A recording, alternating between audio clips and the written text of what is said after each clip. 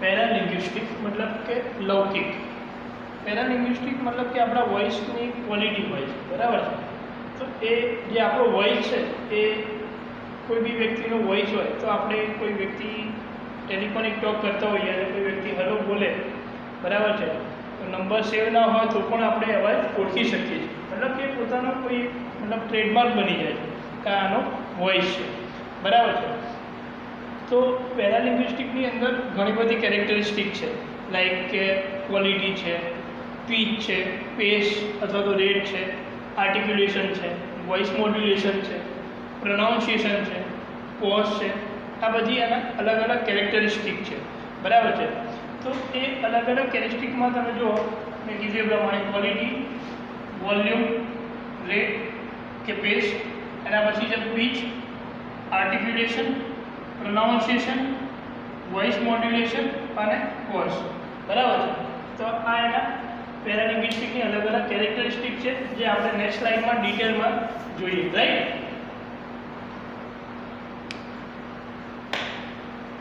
તો ક્વોલિટીની અંદર આપણે વાત કરીએ તો તમારો જે વોઇસની ક્લિયરિટી અને ક્વોલિટી હોવી જોઈએ, બરાબર છે। તો એ કેવી હોવી જોઈએ? તમે કોઈ પ્રેઝન્ટેશન આપો છો અથવા તો કોઈ પ્રેસ કોન્ફરન્સ કરો છો, બરાબર છે, કોઈ સિંગર છે, તો એ વોઇસની અંદર કેટલી સારી ક્લિયરિટી છે, કેવી ક્વોલિટી છે, બરાબર છે। એકદમ રીચ અવાજ હોવો જોઈએ, રેઝોનન્ટ ના હોવો જોઈએ, મતલબ કે પડઘો ના પડવો જોઈએ, રાઈટ, એકદમ સોફ્ટ અને એટ્રેક્ટિવ વોઇસ, બરાબર છે।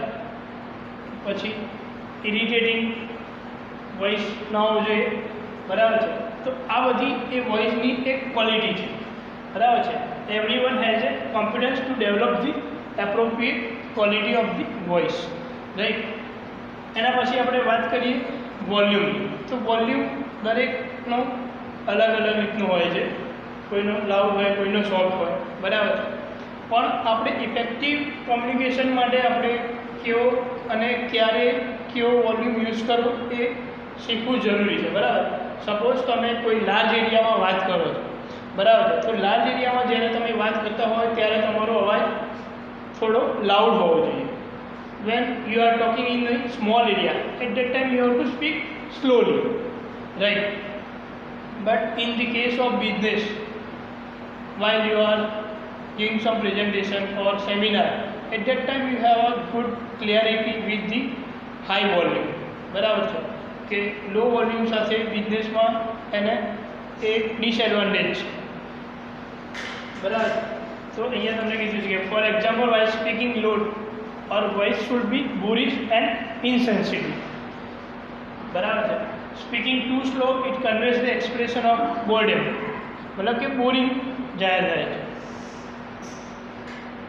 તો તમારું મતલબ કે પ્લેસ પ્રમાણે અને તમારી જરૂરિયાત પ્રમાણે વોલ્યુમ હોવો જરૂરી છે, રાઈટ। નેક્સ્ટ છે પેસ અથવા તો રેટ। આ જે પેસ રહી એ બધાની દરેક વ્યક્તિની અલગ અલગ હોય। કોમન જે નોર્મલ છે એ 80 થી 250ની વચ્ચે હોય। 80 થી 250 પર મિનિટ તમે કોઈ વ્યક્તિ શબ્દ બોલી શકે, કોઈ 80 બોલી શકતું હોય, કોઈ 120 બોલી શકતું હોય, કોઈ 250 પણ બોલી શકતું હોય। અને normal rate for speaking is from 120 to 150 words, બરાબર છે। We have to develop the rate in a reasonable limit, મતલબ કે બહુ વધારે બી બોલવું જરૂરી નથી, કારણ કે કોઈ લોકો ફટાફટ બોલતા હોય તો એ આપણે સમજી શકતા નથી, રાઈટ। તો 1 મિનિટમાં વધારે શબ્દો 160 કે 150થી વધારે બોલી જાય એ પણ કોઈ સામેવાળો વ્યક્તિ ના બી સમજી શકે, બરાબર છે। આપણે સ્પીકર હોઈએ તો સામે લિસનર જે છે એ પણ આપણી વાતને સમજી શકે, બરાબર છે। 1 મિનિટમાં આપણે વધારે શબ્દો બોલીશું તો એ આપણને કેચ નહીં કરી શકે, બરાબર છે, એ સમજી નહીં શકે। આપણા જે ઇન્ફોર્મેશન આપણે જે શેર કરીએ છીએ એને એ સમજવાના મતલબ સમજી જ નહીં શકે, એને સમજવાનો ટાઈમ બી નહીં મળે। તો while a fast speaker becomes ineffective because the listener don't get time to grasp, મેં તમને કીધું એ પ્રમાણે કે ફાસ્ટ સ્પીકર હશે તો એ જ્યારે બોલતો હશે તો સામેવાળા જે લિસનર છે એ લોકો સમજી નહીં શકે, એમને ટાઈમ જ નહીં મળે કેચ કરવાનો। અને જો સ્પીકર સ્લો હશે તો speaker slowly and monotonously he is considered as a dull speaker even though his content of speech is highly interesting, મતલબ કે ઇન્ટરેસ્ટિંગ ટોપિક હશે પણ એકદમ ધીરું બોલતો હશે, ધીરે ધીરે, તો એ મતલબ એક બોરિંગ સેમિનાર સાબિત થઈ જશે, રાઈટ. તો મતલબ કે એની જે એવરેજ વર્ડ કીધા 120 to 150 એની વચ્ચે હશે તો it's a better, right. Pitch, pitch એ શું છે? તો આપણે પીચ વાત કરીએ તો પીચ એ આપણા કોઈ વાર આપણા મૂડ ઉપર પણ ડિપેન્ડ કરે, બરાબર છે. સપોઝ અહીંયા તમને કીધું કે નંબર ઓફ વેરિએશન પર સેકન્ડ ઓફ અવર વોઇસ, બરાબર છે. તો સપોઝ હું કોઈને થેન્ક યુ કહેતો હોઉં તો એ એકદમ સ્લોલી હશે કે થેન્ક યુ, બરાબર છે. એ આપણા ઇમોશન બતાવે છે, right. Thank you with different emotion, મતલબ તમે થેન્ક યુ અલગ ઇમોશનથી વાત કરી શકો છો. When pitch is low it conveys the sadness, બરાબર છે.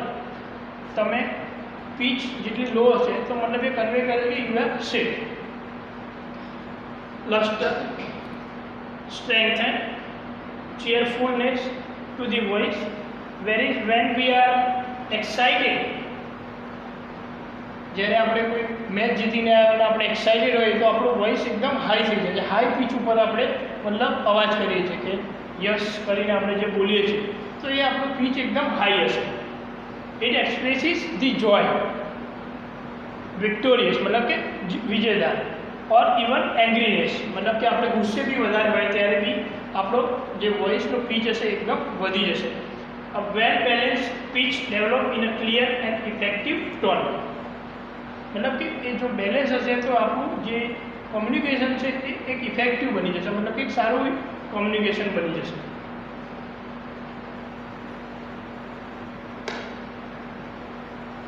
વોઇસ મોડ્યુલેશન, તો વોઇસ મોડ્યુલેશનની આપણે વાત કરીએ તો વોઇસ મોડ્યુલેશન શું છે? તો voice modulation brings the flexibility and vitality to our voice. We can express our emotion, sentiments, careful planning, suspicion, etc. It is possible situation. Sometimes the speaker doesn't pay attention to the modulation of his or her voice because the voice becomes flat and boorish. मतलब कि sometimes the speaker doesn't pay attention to the modulation. Modulation पर ध्यान ना આપે તો એનું જે communication હશે, જે way of communication एकदम flat અને boring બની જશે. It gives impression about speaker that he doesn't have linguistic command over the voice. Suppose કે આપણે કોઈ વસ્તુ બોલતા હોઈએ કે the company produces the 60 car every day, તો આને આપણે ઇફેક્ટિવ બનાવવું હોય તો આપણે બોલવું પડશે કે this company, मतलब कि सपोज आपने बोलता है कि मारुति सुजुकी प्रोड्यूसेस दी 60 कार पर डे, तो આપણે મારુતિ સુઝુકી અને 60 આ બંને ઉપર થોડો ભાર આપવો પડશે કે મતલબ કે એની અંદર વોલ્યુમ બી થોડો હાઈ હશે અને પીચ પણ હાઈ હશે, બરાબર છે.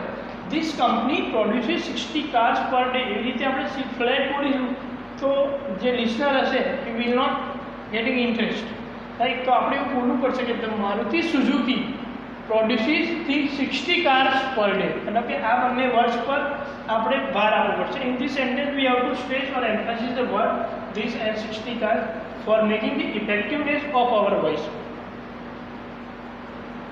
પોઝિસ, તો પોઝિસ શું છે? मतलब કે પોઝ એટલે કે સ્ટોપ કરવું, બરાબર છે. સ્ટોપ એટલે એકદમ સ્ટોપ નહીં પણ કોઈ વસ્તુ આપણે મતલબ ક્લિયર હું અહીંયા વાત કરું છું તમારી સાથે તો મારા અમુક શબ્દો પછી હું સ્ટોપ થઉં છું, આ તમને પૂછું છું, બરાબર છે. તો એ શું છે? પોઝ એ મતલબ સામે સ્પીકર જે પોઝ થાય છે અથવા તો આર યુ શ્યોર, હું તમને એવું પૂછું કે આર યુ શ્યોર, તો તમને એક મતલબ એ વખતે એક તમને ટાઈમ મળે છે, you have to think about that, right. તો ઘણીવાર એ પોઝ બી જરૂરી હોય છે. Like van, like what it, હું તમને ક્લાસમાં પૂછું કે are you get it, understand, તો એ એક મતલબ જે આપણું સેન્ટેન્સ કે જે સેમિનાર કે જે ટૉપિક ચાલતો હોય છે એને એક પોઝ મળે છે અને સામેવાળા લિસનરને એક ટાઈમ મળે છે કે think about the thought or information, right? એ એક સારી ઇમ્પ્રેશન ક્રિએટ કરે છે રિગાર્ડિંગ ધી સ્પીકર, બરાબર છે. It helps to leap from one thought to another. Next slide. Proxemics. તો પ્રોક્સિમિક્સ શું છે? તો આપણે વાત કરીએ તો પ્રોક્સિમિટી એ એક સ્પેસ બતાવે છે. પ્રોક્સિમિટી એક સ્પેસ બતાવે છે, મતલબ કે કોઈ અલગ અલગ એક જ કંપનીની અંદર અલગ અલગ સ્ટેજ ઉપર અલગ અલગ માણસો હશે, બરાબર, અલગ અલગ એમ્પ્લોય હશે, તો એ દરેક એમ્પ્લોયનું સ્ટેજ ક્રિએટ કરે છે, એક સ્પેસ હોય છે. જેમ કે મેનેજર અને જુનિયર એમ્પ્લોય, બરાબર છે. તો મેનેજર અને જુનિયર એમ્પ્લોય જે હશે, તો આ બંને બહુ રેરલી કેસમાં કોમ્યુનિકેશન કરતા હોય છે, બરાબર છે. તો એ એક એનો જે પ્રોફેશનલ ભાષામાં લઈએ તો એક એનો પાવર બતાવે છે, બરાબર છે. Space shows the power and status in the professional world. For example, મેં તમને કીધું એ પ્રમાણે કે manager of the company has a larger space than the junior employees. એ બંને વચ્ચે સ્પેસ હોય છે, બરાબર છે, કારણ કે એક ચેનલ આવતી હોય છે કે એ થ્રુ બધા એકબીજા સાથે કોમ્યુનિકેટ કરતા હોય છે, ડાયરેક્ટ કોમ્યુનિકેશન નથી થતું હોતું. તો એની અંદર આપણે વાત કરીએ પ્રોક્સિમિક્સની અંદર, તો speaker gesture are also accordance with the space available. મતલબ કે મારી જોડે વધારે સ્પેસ હોય તો હું ગેસ્ટર યુઝ કરું છું, બરાબર છે, અને ઓછા સ્પેસ હશે તો હું ઓછા ગેસ્ટર યુઝ કરીશ, રાઈટ. તો મેં તમને કીધું એ પ્રમાણે. અને પ્રોક્સિમિટી એની વાત કરીએ તો the word proxemics is derived from the term proximity which means nearness. મતલબ કે નિયરનેસ બતાવે છે. Proxemics is the study of physical space in interpersonal relation. મતલબ કે ઇન્ટરપર્સનલ રિલેશનની અંદર કેટલી સ્પેસ હોવી જોઈએ, મતલબ કે સ્ટુડન્ટ અને ટીચર, તો આ બંને વચ્ચે સ્પેસ હોવી જોઈએ, બરાબર છે. તો એ આ પ્રોક્સિમિક્સ એની અંદર બતાવે છે. તો એની અંદર આપણે ડિટેલમાં વાત કરીએ તો એક લેખક છે, રાઇટર છે, કે જેમને પોતાની બુક છે ધ હિડન ડાયમેન્શન, એની અંદર અલગ અલગ ઝોનમાં એમને બતાવ્યું છે, બરાબર. 4 ઝોન છે: intimate zone, personal zone, social zone, public zone, right. તો નેક્સ્ટ આપણે વાત કરીએ ઇન્ટિમેટ ઝોન. ઇન્ટિમેટ મતલબ કે અગત્યનું, અંગત વ્યક્તિ કોઈ હોય એની વાત કરીએ. તો ઇન્ટિમેટ ઝોનની વાત કરીએ તો એ કોઈ પર્સનલ ટચ હોય, બરાબર, લાઈક ચિલ્ડ્રન એન્ડ મધર, બરાબર છે, હસબન્ડ એન્ડ વાઈફ. તો આ લોકોની સાથે આપણે જે બી મતલબ કોમ્યુનિકેટ કરીએ છીએ, કોઈ બી મતલબ એવી આપણી પર્સનલ વાત હોય એ એવા વ્યક્તિને જ શેર કરી શકીએ છીએ કે જે ઇન્ટિમેટ ઝોનની અંદર હોય આપણે, બરાબર છે.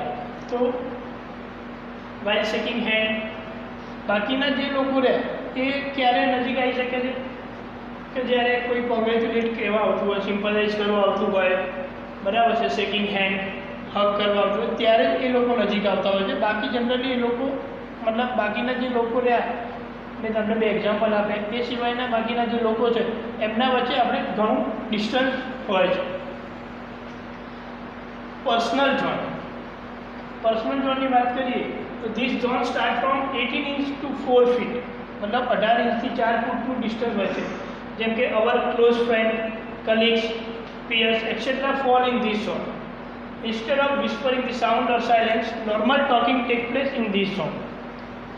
We can relax and casual place because it is a personal zone. मतलब कि we can find the relax and casual place. मतलब कि આપણે મિત્રો સાથે એકદમ ફ્રીલી ટોક કરી શકીએ છીએ, એ આપણા પર્સનલ ઝોનમાં આવે છે, right. We can share anything to our colleague and our close friend.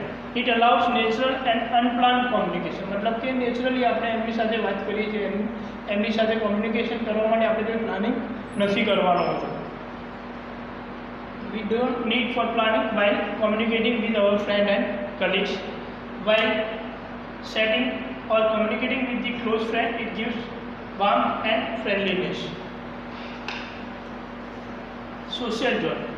Social ઝોનમાં આપણે વાત કરીએ તો સોશિયલ ઝોનમાં જ્યારે બી આપણે ક્યારેક વાત કરતા હોઈએ તો એની ડિફરન્ટ પોઝિશન હોય છે, બરાબર છે. 4 ફીટ ટુ 12 ફીટ આપણે કોઈ મતલબ સોશિયલ મિટિંગમાં અથવા તો કોઈ સોશિયલ ફંક્શનમાં જતા હોઈએ છીએ તો ત્યારે આપણે મતલબ એની પોઝિશન બી અલગ હોય છે. કોઈ સામેવાળો વ્યક્તિ બેઠેલું હોય, સિટિંગ સ્ટેન્ડિંગ હોય અથવા તો સિટિંગ હોય, ઘણી રીતે આપણે કોમ્યુનિકેશન કરતા હોઈએ છીએ, બરાબર. પણ એમાં એકદમ ફોર્મલ કોમ્યુનિકેશન હોય છે, બરાબર. એ વેલ પ્લાન કોમ્યુનિકેશન હોય છે. ક્યારે કેવી વ્યક્તિ સાથે કેવું બોલવું એ ધ્યાન રાખવું પડે છે, બરાબર છે, because it is the social zone.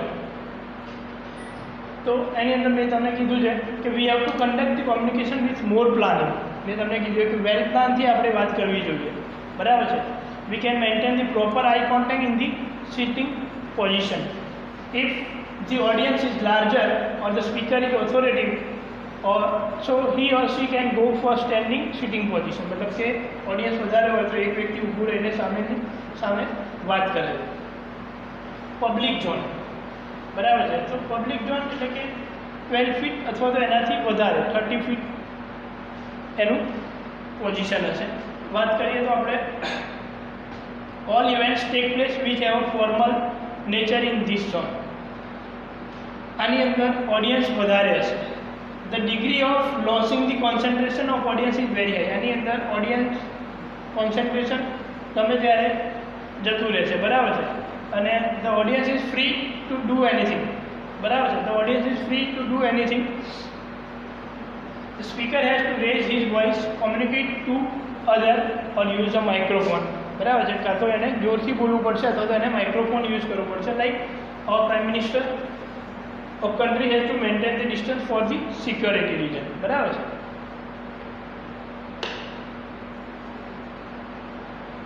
Now the next topic is importance of interpersonal communication in an organization. કોઈ પણ ઓર્ગેનાઇઝેશનની અંદર તમે જોબ કરતા હો તો જે ઇન્ટરપર્સનલ કોમ્યુનિકેશન છે એ બહુ જ ઇમ્પોર્ટન્ટ છે. તો એ શું ઇમ્પોર્ટન્ટ છે એની અંદર શું આપણે ધ્યાન રાખવું જોઈએ, વાય ઇટ ઇઝ ઇમ્પોર્ટન્ટ. તો ઇન્ટરનલ કોઈ બી ઓર્ગેનાઇઝેશનની અંદર જ્યારે તમે જોબ કરવા જાઓ છો તો તમે મતલબ તમારા કલીગ સાથે, તમારા ડિપાર્ટમેન્ટ સાથે કેવી રીતે તમે બિહેવ કરો છો, બરાબર છે, એ ખાસ જરૂરી છે. તો મેં તમને કીધું કે ભાઈ interpersonal communication is place very important for conducting the successful job performance. In the existence of an organization depend upon a number of things like unity of command, delegation, authority, responsibility, teamwork and leadership, right? Each one of these entails a strong support of the interpersonal communication, બરાબર છે. Manager હશે તો એના junior employee, એના અંડરમાં જેટલા બી લોકો હશે એની સાથે કેવી રીતે કોમ્યુનિકેશન કરે છે, એમને કેવી રીતે ગાઈડ કરે છે, કેવી રીતે પોઝિટિવ વર્કપ્લેસ બનાવે છે, બરાબર છે. તો એ મતલબ કેવી રીતે એમને કંટ્રોલ કરે છે, આવી રીતે તમારું મતલબ પ્રોપર કોમ્યુનિકેશન થવું જોઈએ. તો what is interpersonal communication? Interpersonal communication is the procedure by which people exchange the information, feeling and impart through verbal and non-verbal messages. Interpersonal communication બે રીતે થઈ શકે છે, વર્બલ અને નોન વર્બલ, જે આપણે આગળ જોયું. Interpersonal communication is not only apprehensive about what is pronounced but how is pronounced, મતલબ કે કેવી રીતે બોલે છે એ ખાસ જરૂરી છે. Non-verbal messages sent such as tone of voice and facial expression. Facial expression બી ઓર્ગેનાઇઝેશનમાં એક સારી રીતે હોવા જોઈએ, બરાબર છે, બંને એમ્પ્લોયી વચ્ચે અને સ્ટાફ વચ્ચે. એના કેરેક્ટરિસ્ટિક જોઈ શકો છો તમે. તો communication which is face to face, communication from person to another. Both the form and the content of the communication reflect the personal characteristics of the individual as well as social Rolls and relationships. Importance of the interpersonal communication, તો એની અંદર મેં તમને કીધું એ પ્રમાણે કે જે મતલબ ચેરમેન હોય, ચેરપર્સન હોય, પ્રિન્સિપાલ હોય કે મેનેજિંગ ડિરેક્ટર હોય, દે have to create the good positive workplace. મતલબ કે એને એક પોઝિટિવ માહોલ બનાવવો પડશે, બરાબર છે. Contribute to increase the team and organization productivity. Help the employees to develop and foster strong working relationship, મતલબ કે બંને જે મતલબ જેટલા બી વર્કર છે એકબીજા સાથે સ્ટ્રોંગ વર્કિંગ રિલેશનશિપ બનાવે અને સારું ટીમવર્ક કરે એવો માહોલ ક્રિએટ થવો જોઈએ. બરાબર છે. Create N overall positive work environment, મતલબ કે આખા ઓર્ગેનાઇઝેશનમાં એકદમ પોઝિટિવ વર્ક ઇન્વાયરમેન્ટ હોવું જોઈએ. બરાબર છે. તો એની અંદર આપણે વાત કરીએ તો there is a list of interpersonal skills for every professional, મતલબ કે તમે કોઈ ઓર્ગેનાઇઝેશનમાં કામ કરતા હો તો તમારી પાસે કઈ કઈ પ્રકારની સ્કિલ હોવી જરૂરી છે. Like expressing the self awareness. Expressing the self અવેરનેસની અંદર તમારું મતલબ કે સિમ્પથી, બરાબર છે, રિલેશનશિપ બિલ્ડિંગ, તમે કેવી રીતે કોની સાથે કેવું રિલેશન રાખો છો, બરાબર છે, કેવી રીતે તમે ફિલિંગ્સ બતાવો છો કોઈની સાથે, સેલ્ફ અવેરનેસ, ઇમોશન, બરાબર છે. તો being aware of our own feelings, emotion can help you the conveyance of the message you convey to the other. मतलब કે conveyance मतलब કે વાઇઝ હો, मतलब હોશિયાર હો એ વસ્તુમાં કે કેવી રીતે તમે એને મેસેજ આપો છો, બરાબર છે, whether through your words or non-verbal forms, બરાબર છે. કોઈ બી વ્યક્તિને તમે સારી રીતે કોમ્યુનિકેટ કરો તો તમે એકબીજાને કામમાં બી તમારી સાથે મદદ કરી શકો છો. Employee self awareness can be harmful to success and productivity of an organization. मतलब कि a lack of employee self awareness, मतलब कि एम्प्लॉय ની અંદર જો સેલ્ફ અવેરનેસ નહીં હોય તો એના લીધે જે કંપનીની સક્સેસ હશે એ અને પ્રોડક્ટિવિટીને ઇફેક્ટ કરશે.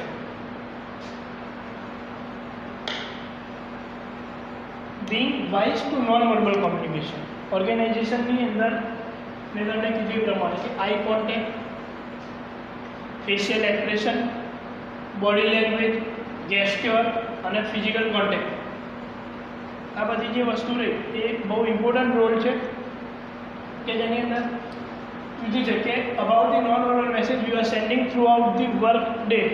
Non verbal communication is an often overlook bridge between the your self and other including your colleagues, supervisor, partner and clients, બરાબર છે.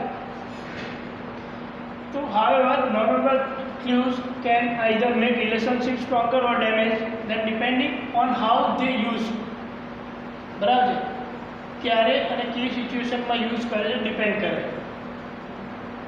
તો આઈ contact, facial expression, body language, gestures will be used during the communication. being respectful of others, મતલબ કે બીજા જે તમારી સાથે team work કરતા હો તમે તો તમારી સાથે જેટલા બી લોકો હોય એમને બધાને તમારે એકબીજાને રિસ્પેક્ટફુલ થવું જરૂરી છે.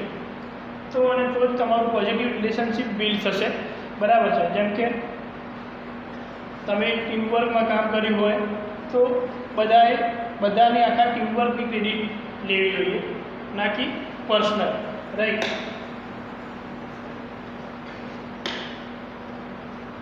Showing appreciation for employee effort and time, મતલબ કે જે મેનેજર હોય અથવા તો મેનેજિંગ ડિરેક્ટર કે જે બી હશે ચેરમેન, તો એને મતલબ કે એમ્પ્લોયીના જે એફર્ટ્સ હોય એને મતલબ કે બિરદાવવી જોઈએ, કે શાબાશી આપવી જોઈએ કે ભાઈ સારું કામ છે તમારું, બરાબર છે. શોઈંગ ગ્રેટિટ્યુડ એન્ડ કર્ટસી, બરાબર છે. Listening what other have to say, મતલબ કે મેનેજર પોસ્ટ પર હોય કોઈ વ્યક્તિ તો એને સામેવાળા વ્યક્તિનું બી સાંભળવું જોઈએ કે એમ્પ્લોયી જે છે એના અંડર એ લોકોનું શું કહેવું છે, what they have to say, right.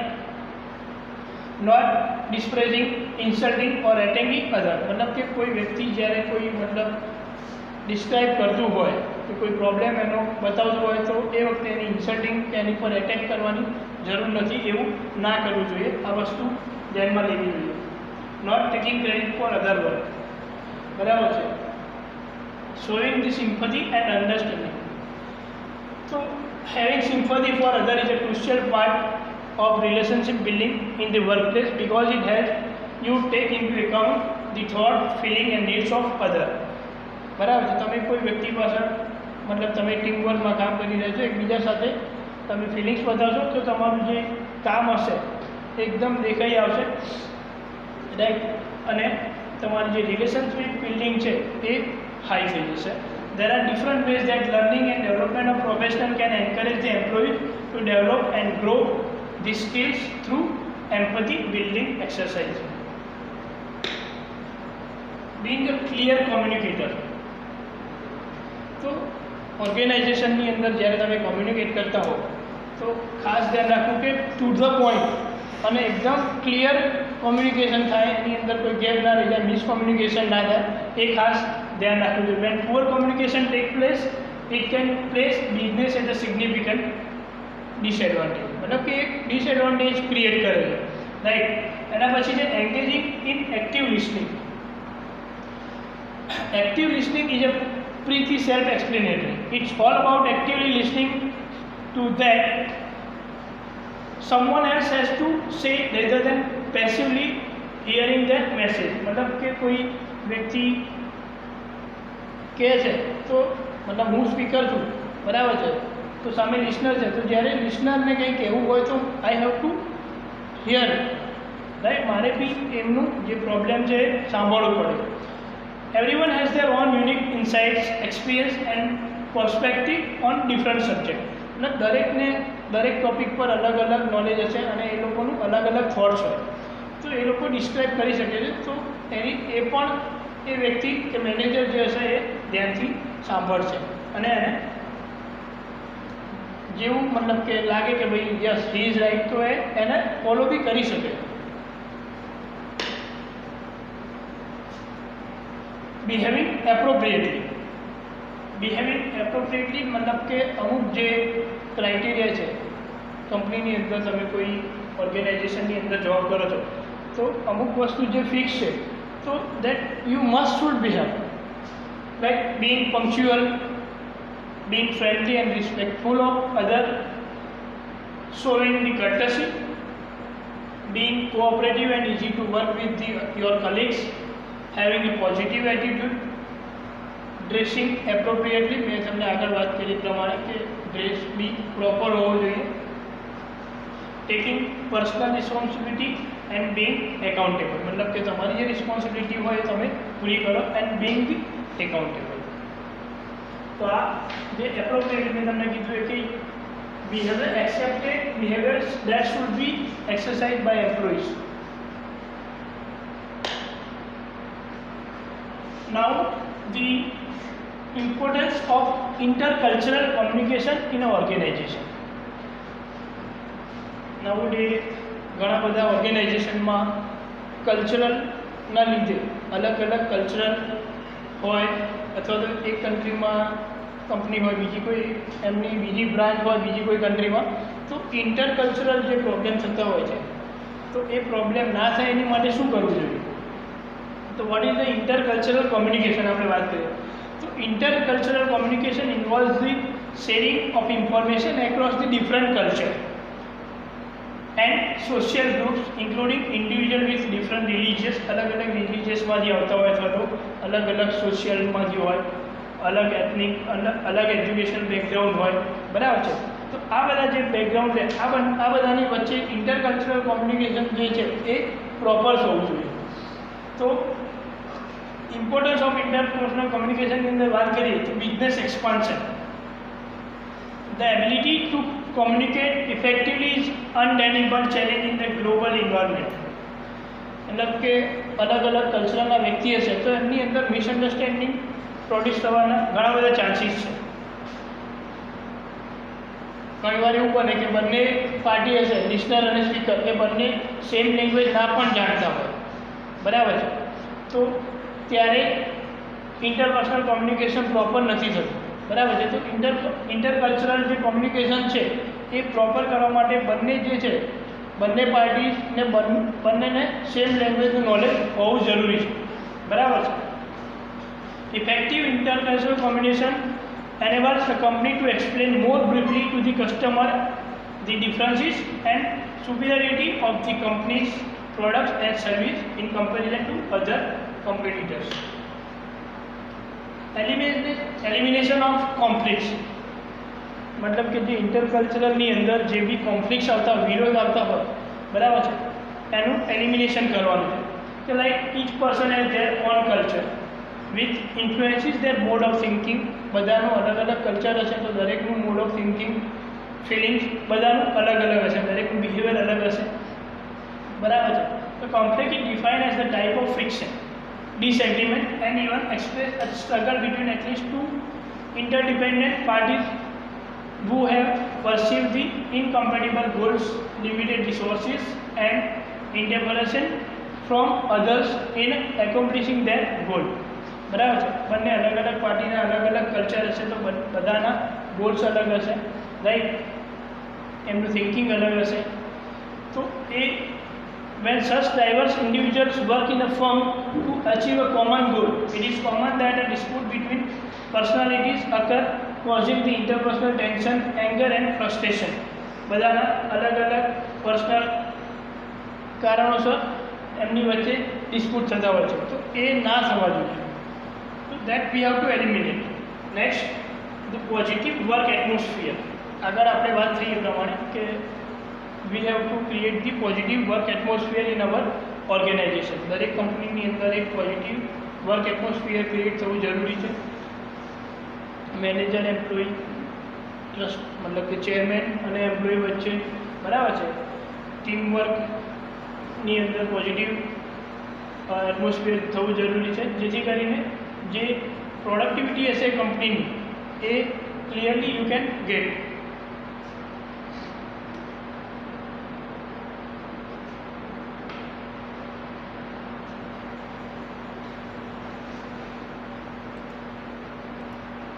जो અહીંયા લખ્યું છે obstacle of overcome to achieve the intercultural communication. તો વેલ્યુઝ એન્ડ બિલીફ્સ. મતલબ કે કોઈ બી વર્કર છે, તમારા એમ્પ્લોય છે, તો એની કામની અને એમની વેલ્યુ કરવી જોઈએ. એક્સિયટી, એમને બિલીવ થવું જોઈએ કે ભાઈ yes we can do better. Ignorance, મતલબ કે એમ્પ્લોયના કોઈ મતલબ નિયમ હોય અથવા તો મતલબ એમને કોઈ જાહેર કર્યું હોય કે ભાઈ આ આમ ના હોવું જોઈએ, આમ હોવું જોઈએ, તો એને ઇગ્નોર ના કરવું જોઈએ, રાઈટ. એના કોઈ આઈડિયા હોય, એનું નોલેજ હોય, બરાબર છે, તો એટ અ ટાઈમ એને ઇગ્નોર કે ઇન્સલ્ટ ના કરવું જોઈએ.